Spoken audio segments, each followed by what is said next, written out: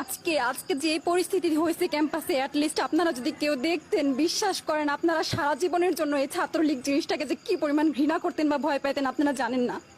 এরা আমাদের সামনে রড দিয়ে পিটায়া, ছেলেগুলারে রড দিয়ে পিটায়া একদম আধা মরা করে ফেলছে। তারা এসে আমাদের পেছনে লুকাইছে, আমাদের বোরকার পেছনে, আমাদের ওড়নার পেছনে লুকায় বলে, আপু আমাদের একটু লুকায় রাখেন, আমাদের ওরা মাইরা ফেলবে, আমাদের বাঁচান আপু বাঁচান। আমরা তাদের ওড়না দিয়ে বোরকা দিয়ে লুকায় রাখছি, সেইখান থেকে আমাদের ধাক্কা দিয়ে ফেলে দিয়ে তাদের বের করে আবার মাথায় রড দিয়ে মারছে, এমন অবস্থা।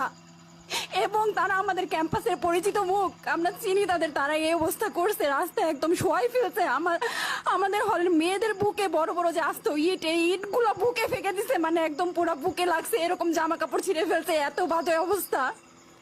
অথচ আমার ব্যাচমেট, আমরা যাদের সাথে ক্লাস করি, একসাথে বসি, আমি তাদের একটা কথা বলতে দেখি না এগুলো নিয়ে, একটা কথা না। এবং তাদের নিউজ ফিডে গেলে দেখবেন তারা এখন এগুলাই সাপোর্ট করে যাইতেছে।